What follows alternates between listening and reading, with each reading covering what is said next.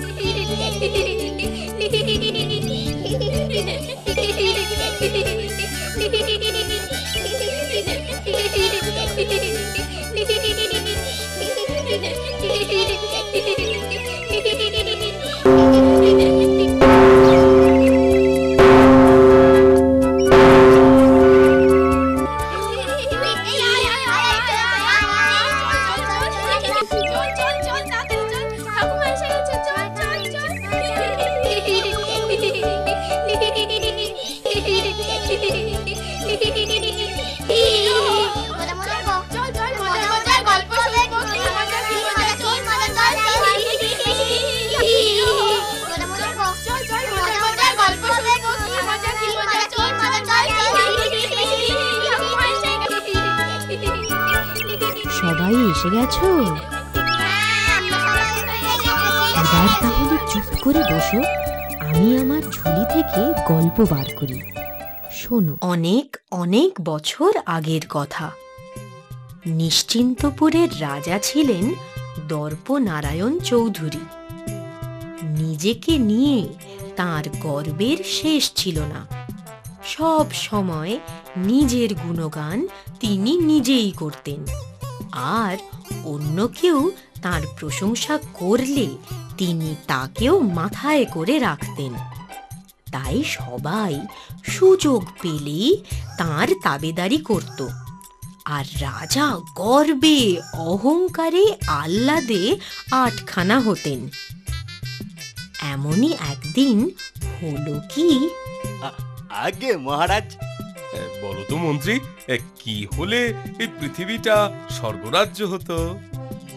মানে পৃথিবীর প্রতিটা দেশে যদি আপনার মতো নিরহংকারী নির্ভীক থাক থাক থাক থাক, আর নিনি বলে অত হোঁচট খেতে হবে না। বুঝেছি বুঝেছি, তুমি বলতে চাইছো প্রতিটা দেশে যদি আমার মতো ন্যায়নিষ্ঠ রাজা থাকতো, পৃথিবীটা স্বর্গরাজ্য হতো, এই তো? আগে হ্যাঁ মহারাজ।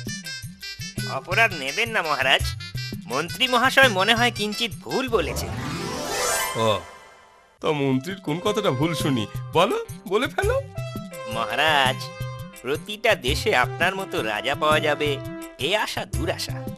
তার থেকে পৃথিবীর একমাত্র সম্রাট যদি আপনি হতেন, এ পৃথিবী স্বর্গরাজ্য হতো। বাবা বাবা বাবা, সাধু সাধু, এই না হলে আমার রাজপুরোহিত। এই এই কে আছো? এই রাজপুরোহিতকে 100 স্বর্ণমুদ্রা প্রদান করো। আজকের মতো রাজকার্য এইখানেই সমাপ্ত, কেমন? মহারাজ, আজ মনে হয় আপনাকে একটু বেশি উৎফুল্ল দেখাচ্ছে। আজ রাজপুরোহিত কি বললো জানো? সে বলল, আমি যদি এই পৃথিবীর একমাত্র সম্রাট হতাম, তাহলে তাহলে এই পৃথিবীটা স্বর্গ হয়ে যেত। তাই বুঝি? হ্যাঁ গো রানী, আমি এতটুকু বাড়িয়ে বলছি না। না না মহারাজ, আপনি কি বাড়িয়ে বলতে পারেন? আপনি বাড়িয়ে বলবেন কেন? আসলে সকলে আপনাকে খুশি করতে চায় কি না, তাই তাই তাই এমন প্রশংসা করে, তাই তো? সত্যি রানী, আমি তোমায় কোনো দিনও বোঝাতে পারলাম না। কিন্তু মহারাজ, শুধু রাজ্যপাট নিয়ে ভাবলে চলবে? রাজা রাজ্যপাট নিয়ে ভাববে না তো কি অন্য কিছু নিয়ে ভাববে রানী? আপনার 3 কন্যাই যে দেখতে দেখতে বিবাহযোগ্যা হয়ে উঠেছে, সে খবর রাখেন? ও, এই কথা। ও নিয়ে তুমি ভেবো না রানী, আমি 3 কন্যাকে সুপাত্রে পাত্রস্থ করব, কেমন? এই দেখে নিও, তোমরা আমার 3 কন্যা, আমার প্রাণের চেয়ে প্রিয়। তোমরা 3 জনই এখন বিবাহযোগ্যা। বিয়ের পর আমাকে ছেড়ে যেতে তোমাদের কষ্ট হবে জানি। আপনাকে ছেড়ে সুখে থাকবো এই আমরা ভাবতেই পারি না পিতা। উমা, তোমরা আমায় এত ভালোবাসো? আগে হ্যাঁ পিতা। আচ্ছা রাজকন্যা কমলকলি, বলো তো তুমি আমায় কত ভালোবাসো আর কেমন ভালোবাসো? আমি আপনাকে খুব ভালোবাসি। আমার ভালোবাসা আকাশের মতো অনন্ত, আর আপনি আমার কাছে খাঁটি সোনার থেকেও মূল্যবান। বাবা বাবা বাবা, অপূর্ব অপূর্ব অপূর্ব তোমার ভালোবাসা কন্যা। তোমার জবাবে আমি খুব খুশি হয়েছি। এবার এবার কৃষ্ণকলি, তুমি বলো। আমিও আপনাকে খুবই ভালোবাসি পিতা। আমার ভালোবাসা সাগরের মতো গভীর, আর আমার কাছে আপনি মূল্যবান রত্নের থেকেও মূল্যবান। অতুলনীয় অতুলনীয়, বাবা বাবা, আমি ঠিক কেমন জবাবই আশা করেছিলাম। এবার এবার বলো তো ছোট রাজকন্যা কুসুমকলি, আমার প্রতি তোমার ভালোবাসা কেমন তর? পিতা, আমি এটুকু বলতে পারি, আপনি আমার জীবনে নুনের মতোই প্রয়োজনীয়। কি কি বলে নুন? আমার প্রতি তোমার ভালোবাসা এতটাই তুচ্ছ, এতটাই সস্তা? ছি ছি কুসুমকলি, ছি! আমাকে মিছেই তিরস্কার করছেন পিতা। আমি তো ভুল কিছু বলিনি। আজ থেকে আমি তোমার মুখ দর্শন করতে চাই না। আর যদি লাজ লজ্জা কিছু থেকে থাকে, ওই মুখ আর আমায় দেখিও না, বুঝলে? মহারাজ, রাজকন্যা কমলকলি, কৃষ্ণকলি দুজনেরই বিবাহ সমাপ্ত। এখন বাকি আমাদের কনিষ্ঠা কন্যা কুসুমকলি। আহা, কুসুমকলি কুসুমকলি, ওর নাম আমার সামনে মুখে এনো না রানী। ওরকম বেহায়া বেচাল মেয়েকে কে বিয়ে করবে শুনি? এ কথা ভুলবেন না মহারাজ, সেও আমাদের মেয়ে। তাকেও সুপাত্রে পাত্রস্থ করা আমাদের পরম কর্তব্য। সুপাত্র? আচ্ছা ঠিক আছে, নুন আনতে পান্তা ফুরোয়, সেরকমই এক সুপাত্র আমি কালই জোগাড় করছি। এ কি বলছেন মহারাজ? না না না, আমি তোমার কোনো মানা শুনবো না। মহারাজ, আপনার কথা মতো এই যুবককে ধরে এনেছি। আমি নিজের চোখে দেখেছি ও ভিক্ষে করছিল। আচ্ছা, তোমার নাম কি যুবক? প্রণাম মহারাজ, অপরাধ নেবেন না। আসলে দুদিন কিছু খাওয়া জোটেনি, কাজও জোটেনি, তাই পেটের দায়ে ভিক্ষে করছিলাম। তা বেশ করেছো, কিন্তু আমার কথার জবাব পেলাম না তো। তোমার নাম? আমার নাম ধর্মদাস। আচ্ছা ধর্মদাস, তোমার সাথে যদি ছোট রাজকুমারীর বিয়ে দিই, তুমি রাজি হবে তো? মহারাজ, ভিক্ষে করে আমি যদি অন্যায় করি তো আমায় সাজা দিন মহারাজ। দয়া করে আমার দারিদ্র্য নিয়ে এমন পরিহাস। আহা, পরিহাস আমি করছি না ধর্মদাস, এ আমার সিদ্ধান্ত। তুমি রাজি থাকো আর নাই থাকো, এই সিদ্ধান্ত বদলাবে না। আমি কালই তোমার সাথে কুসুমকলির বিয়ে দেব। মন্ত্রী, তোমায় আমি নির্দেশ দিচ্ছি, কোনো ধুমধাম আয়োজনের প্রয়োজন নেই, আর কন্যাদানও কিন্তু তুমিই করবে। আগামীকালই এ কাজ সম্পন্ন হওয়া চাই। আপনার নির্দেশ শিরোধার্য মহারাজ। কিন্তু মহারাজ। কোনো কিন্তু নয়, বেশি যদি কিন্তু কিন্তু করো তো তোমার শুলে চড়াবো। আর এও শুনে রাখো, কুসুমকলি এক কাপড়ে তোমার সাথে যাবে। বিয়ের পর ওকে নিয়েই পথে পথে ভিক্ষে করো, কেমন? আজ রাজকার্য এইখানেই সমাপ্ত। আমায় ভুল বুঝো না কুসুমকলি, আমিও তোমার মতোই অসহায়, নিরুপায়। তুমি মিছে দুঃখ করছো মা, আমি কোনো দুঃখ পাইনি। এই নাও, এই গয়নাগুলো সঙ্গে রাখো, বিপদে কাজে লাগবে। তার আর প্রয়োজন নেই মা। আমি বলছি যখন, আমায় না বলো না। তাছাড়া এ একান্তই আমার নিজের, আমার পিতা আমায় দিয়েছিলেন। নাও, দ্বিধা করো না। এই আমার ছোট্ট কুটির, এখানে আমি একাই থাকতাম। একা থাকতে কেন? তোমার পিতাও কি তোমাকে? না না, তা নয়। সেই ছেলেবেলায় আমি আমার মাতা পিতা দুজনকেই হারিয়েছি। আহারে, তোমার জীবন খুবই কষ্টে কেটেছে তাহলে। তা বলতে পারো, তবে তুমিও তো তোমার পিতার বর্তমানেও তার স্নেহ থেকে বঞ্চিত। তোমার কষ্ট কি কম? তা ঠিক। মহারাজ শুধু শুধু আমার কথায় ভুল বুঝলেন, এই যা কষ্ট। তবে তুমি ভেবো না যেন তোমার সাথে বিয়ে হয়েছে বলে আমি অসুখী, তা কিন্তু নয়। কুসুমকলি, আমি কিন্তু ভিক্ষুক নই, আমি বণিক। নৌকা ডুবিতে সর্বস্ব হারিয়ে সেই দিনই প্রথম কাজ না পেয়ে পেটের দায় ভিক্ষে করছিল।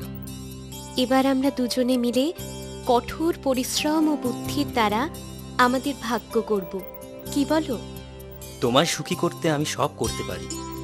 আমায় কি করতে হবে বলো? মায়ের দেওয়া এই গয়নাগুলো বিক্রি করো, নতুন উদ্যমে কাজ শুরু করো। দেখো, এবার ভাগ্য ঠিক সহায় হবে। তাই যেন হয়, তাই যেন হয় কুসুমকলি। মাস গেল, বছর গেল, দেখতে দেখতে কয়েক বছর হয়ে গেল মহারাজ। আপনি কুসুমকলির কোনো খোঁজ নিলেন না? ওরা কেমন আছে, কিভাবে ওদের দিন কাটছে, কে জানে? কেমন আর থাকবে, পথে পথে ভিক্ষে করেই দিন কাটছে নিশ্চয়ই। আপনি কেমন পিতা মহারাজ? সন্তানের জন্য এতটুকু প্রাণ কাঁদেন আপনার? যে সন্তান পিতাকে অবজ্ঞা করে, অপমান করে, হেয় জ্ঞান করে, তাকে আমি সন্তান মনে করি না। এমন শাস্তি ওর প্রাপ্য ছিল। এখন বুঝুক পিতাকে অসম্মান করার ফলটা কি। ওর জন্য আমার এতটুকু দুঃখ হয় না। আমি তো মা, কি করে আমি আমার মনকে বোঝাই বলুন তো মহারাজ? সে আমি জানি না। কুসুমকলি, এখন তো আমরা ধনী হয়েছি, তোমার ইচ্ছা পূরণের সময় হয়েছে। এখন তাহলে মহারাজকে নিমন্ত্রণ। মহারাজকে নিমন্ত্রণ রাখবেন? তিনি কি আসবেন এখানে? তিনি না এলে তো আমার ইচ্ছে পূরণ হবে না। একটা পথ আছে, এই ধনীর পোশাকে উনি আমায় চিনতে পারবেন না। পরিচয় গোপন করে ওনাকে নিজে গিয়ে নিমন্ত্রণ করি। তুমি এক কাজ করো, ওনার প্রশংসা করে সুন্দর করে একটা নিমন্ত্রণ পত্র লিখে দাও। প্রশংসা বাক্যে উনি সন্তুষ্ট হলে নিশ্চয়ই নিমন্ত্রণ রক্ষা করবেন। সেই ভালো, সঙ্গে রানীমাকেও আসতে লিখব। ও, কত বছর হলো মাকে চোখে দেখি না, তাকেও বড় দেখতে ইচ্ছে করছে। মহারাজ, এই বণিক আপনাকে নিমন্ত্রণ করতে এসেছেন। নিমন্ত্রণ? কিসের নিমন্ত্রণ? বণিকের ঘরে রাজার নিমন্ত্রণ সে আবার হয় নাকি? মহারাজ, আপনার স্বর্গরাজ্যের আমি এক ক্ষুদ্র অধিবাসী।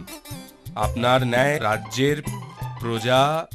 স্বপ্নে আমি আদেশ পেয়েছি এই যে পৃথিবীর সবথেকে ধর্মপরায়ণ মানুষকে যদি আমি আমার গৃহে নিমন্ত্রণ করে তাকে সন্তুষ্ট করতে পারি তো সমাজের মঙ্গল হবে। আমার অতি ক্ষুদ্র বুদ্ধিতেও বলে আপনার থেকে ধর্মপরায়ণ মানুষ এ পৃথিবীতে নেই।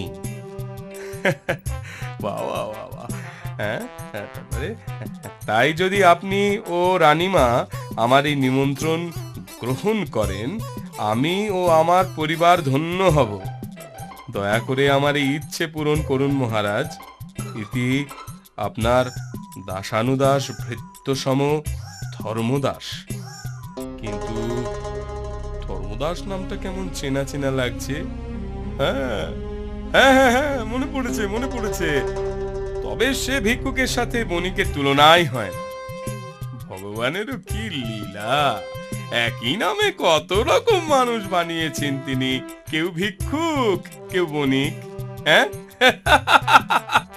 যাবো যাবো, আমি যাবো, রানীমাকে সঙ্গে নিয়ে যাব। এই নিমন্ত্রণ আমি গ্রহণ করলাম।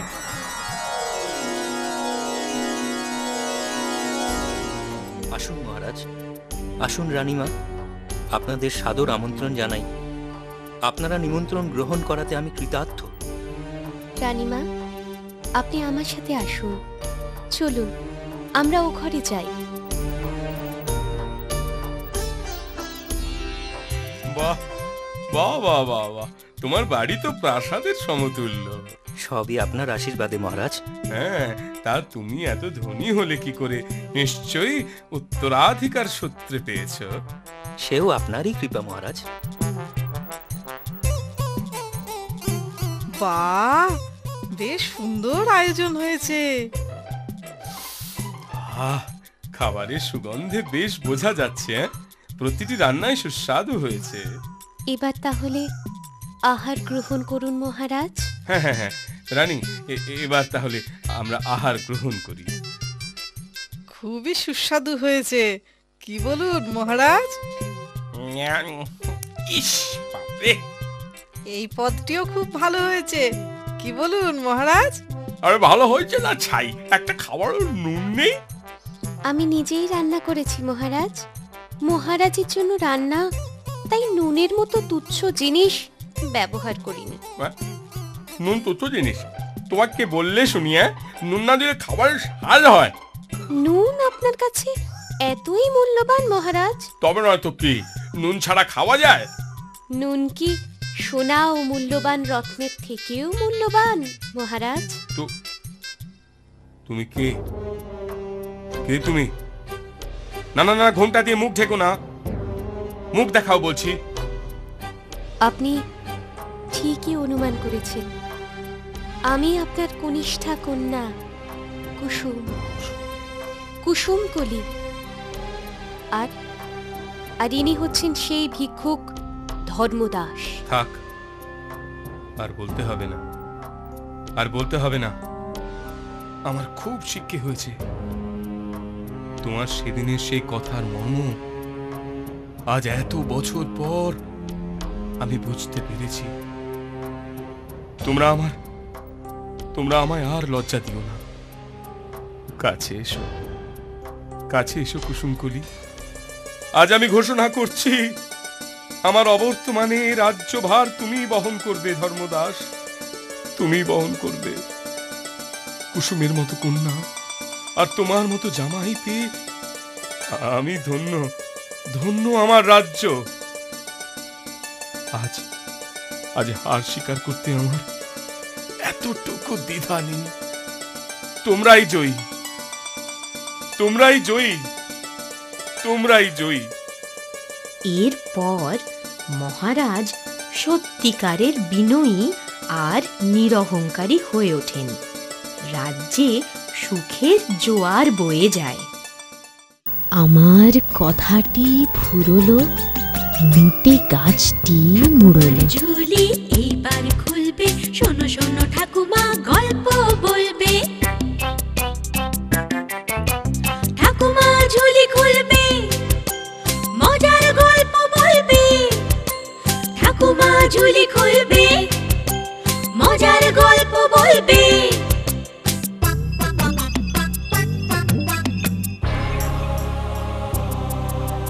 গা ছমছম কি হয় কি হয়, কখনো মজার কখনো বা ভয়। গা ছমছম কি হয় কি হয়, কখনো মজার কখনো বা ভয়। পশু পাখি রাজা রানী ভূত পেতনি, চোখের সামনে সব হাঁটবে চলবে, কথা বলবে। ঠাকুমা ঝুলি খুলবে, মজার গল্প বলবে। ঠাকুমা ঝুলি খুলবে, মজার গল্প বলবে। ঠাকুমা ঝুলি খুলবে।